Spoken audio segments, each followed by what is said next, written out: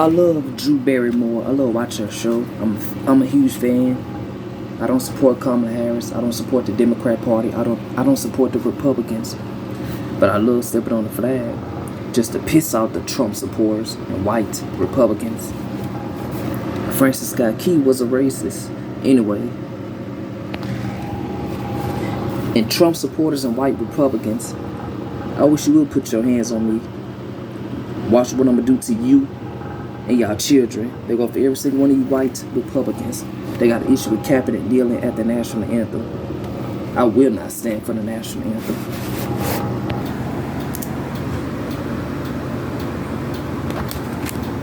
Mamala of the country. That's I keep thinking in my head that we all need a mom. I've been thinking that we really all need a tremendous hug in the world right now. Yeah. But in our country, we need you to be Mamala of the country.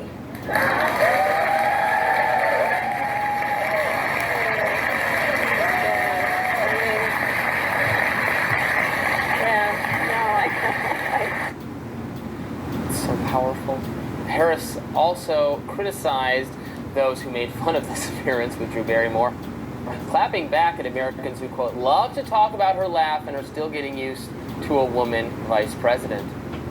You were asking me earlier about what it means to be, like, the first woman. And, you know, it's funny because people still got to get used to this, right? I mean, my staff, for example, sometimes they'll show me little things that just amuse me. Like, apparently, some people love to talk about the way I laugh. Oh, yes. Okay. I love your laugh. Well, let me just tell you something. I have my mother's laugh. Oh. And I grew up around a bunch of women in particular who laughed from the belly. They laughed. They would sit around the kitchen and drinking their coffee, telling big stories with big laughs. Now, I'm never going to be, I'm not that person. Conservative commentator Megyn Kelly ripped into the vice president's quote on, quote unquote, fake appearance on the Drew Barrymore show. It's classic Kamala Harris trying to offer fake profundities with her fake affect when she's saying nothing. She delivers her normal air sandwich. And even worse, Michael, is the Drew Barrymore leaning in. For the listening audience, she leans in. She must be 3 inches away from Kamala Harris. Hello, I'm Martin Sheen. I'm reaching out to you now, not as an actor, but as a concerned fellow American. All right, what do you make of this, Rob? Megyn Kelly, middle finger to you and your children. You don't support Kaepernick for kneeling at the national anthem. You don't even support reparations for black Americans. Stay away from black folks. I wish I could stomp on the American flag in front of your children. Middle finger to you and your children. Colin Kaepernick right here. A curling iron has more education and more training than people that have a gun and are going out on the street to protect us. So Colin explained to everybody why he sat down. And he wants some changes made in America. He said he's not getting up ever again. But to really respond to Colin Kaepernick, we must go back in time when the Star-Spangled Banner was written and even speak about the man himself that wrote it, Francis Scott Key. There was a verse that was taken out that nobody really knows about. There's a lot of reasons why black people shouldn't even sing that song. But let's go ahead and look at the history of this. Now, they said to understand the full Star-Spangled Banner story, you have to understand the author. Now, Key was an aristocrat and a city prosecutor in Washington, D.C. He was like most enlightened men at the time, not against slavery. He just thought that blacks were mentally inferior, masters should treat them with more Christian kindness. He supported sending free blacks, not slaves, back to Africa, and with a few exceptions, was about as pro-slavery, anti-black, and anti-abolitionist as you can get at the time. So the guy who wrote the Star-Spangled Banner didn't like us like that, but yet we singing his song. Of particular note was Key's opposition to the idea of the colonial Marines. The Marines were a battalion of runaway slaves who joined the British Royal Army in exchange for their freedom. The Marines were not only a terrifying example of what slaves would do if given the chance, but also a repudiation of the white superiority that men like Key were so invested in. Now, all of these ideas and concepts came together around 1815 at the Battle of Bladensburg, where Key, who was serving as a lieutenant at the time, ran into a battalion of colonial Marines. His troops were taken to the woodshed by the very black folks he disdained, and he fled back to his home in Georgetown to lick his wounds. The British troops, emboldened by the victory in Bladensburg, then marched into Washington, D.C., burning the Library of Congress, the Capitol building, and the White House. You can imagine that Key was very much in his feelings, seeing black soldiers trampling on the city he so desperately loved. Now, did you know anything about the colonial Marines on the British side that was made up of runaway slaves? They didn't teach you that in school, right? Because they want to hide this sort of thing. Continuing. A few weeks later, in September of 1815, far from being a captive, Key was on a British boat begging for the release of one of his friends, a doctor named William Beans. Key was on the boat waiting to see if the British would release his friend when he observed the bloody battle of Fort McHenry in Baltimore on September 13, 1815. America lost the battle but managed to inflict heavy casualties on the British in the process. This inspired Key to write the Star-Spangled Banner right then and there, but no one remembers that he wrote a full third stanza decrying the former slaves who were now working for the British Army. This is the verse that we're talking about. And the verse goes like this: "Where is that band who vauntingly swore that the havoc of war and the battle's confusion, a home and a country should leave us no more? Their blood has washed out their foul footsteps' pollution. No refuge could save the hireling and slave from the terror of flight or the gloom of the grave. And the Star-Spangled Banner in triumph doth wave o'er the land of free and home of the brave." In other words, Key was saying that the blood of all former slaves and hirelings on the battlefield will wash away the pollution of the British invaders. With Key still bitter that some black soldiers got the best of them in a few weeks earlier, the Star-Spangled Banner is as much as a patriotic song as it is a diss track to black people who had the audacity to fight for their freedom. Perhaps that's why it took almost 100 years for the song to become the national anthem.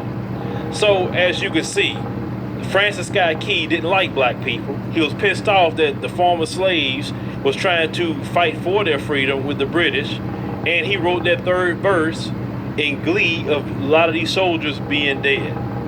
So, it makes us think a little different about singing the Star-Spangled Banner, right? Now, let's talk about Colin Kaepernick. There are a lot of people that are pissed off at him. And it's funny how these same people that's pissed off get mad when someone want to take away their Second Amendment right, or they threaten to take away their Second Amendment right.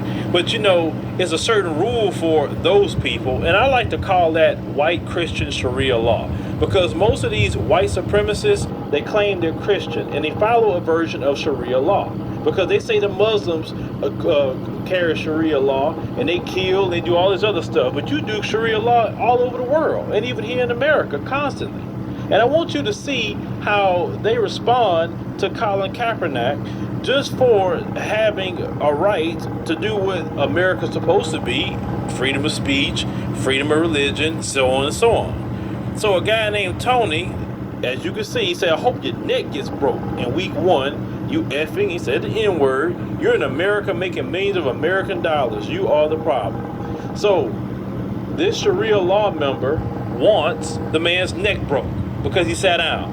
Now, how many times do they say, well, these black people need to protest peacefully. They don't need to be destroying buildings. Just be peaceful. He sat down. He was peaceful. Yeah, you want the man's neck broke. And then you want to get mad that a black person don't stand up and say, I feel that we being oppressed and being killed underneath this flag. Because let's call it what it is. The Confederate flag, the Confederate battle flag, it's been gone a long time ago.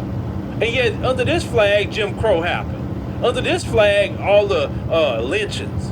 All the things that happened. So why are you mad? See, the thing is, we are more of an educated people now due to the internet, thank God. And we have been released from the lie. And now we have the truth. And that's why you're seeing this happening more and more. Them days are gone when black people are deceived. And the truth will always set you free. So get mad if you want to with the man. He's following his rights in this nation. But yet you want the man's neck broke. You want his ACL torn. You burning his jersey like that's going to hurt him or something. You bought the jersey, you fool. You're burning it. I mean, it's yours. Do what you want to do with it. The money still went to whatever place you bought it from. You ain't hurting that man or his paycheck. He said he is prepared to lose it all to stand up for the freedoms and rights of his people. If this man is lying, prove him to be a liar that his people aren't oppressed. His people aren't getting killed and people getting paid vacations. And y'all is giving them hundreds and thousands of dollars on GoFundMe. If he's lying, just show how he's lying. But you know good and well he's not lying. And then they say, well, if he don't like it in America, he could go to Africa. So basically what you're saying is, if he don't like the oppression, he don't like the murder, the discrimination, he don't like the celebration of black pain, misery, and death, because it is celebrated here in this country. If he doesn't like all that, then he needs to leave. That's basically what you're saying. But yet you're the same people that go to other parts of the world and say, you're doing wrong to other people, you're violating human rights. But the black man and black woman's human rights are being violated daily. And yet you want him to stand up with pride. Yeah, I love you, Drew Barrymore. Forget what the white Republicans have to say. But like I said, I'm not a Democrat.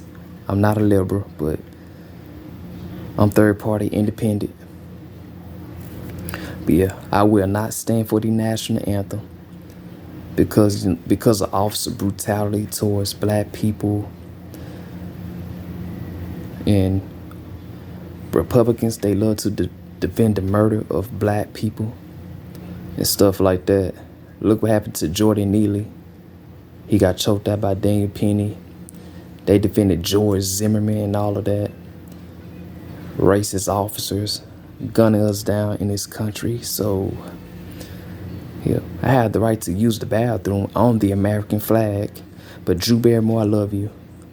I will continue to watch your show. I love you, Drew. Take care.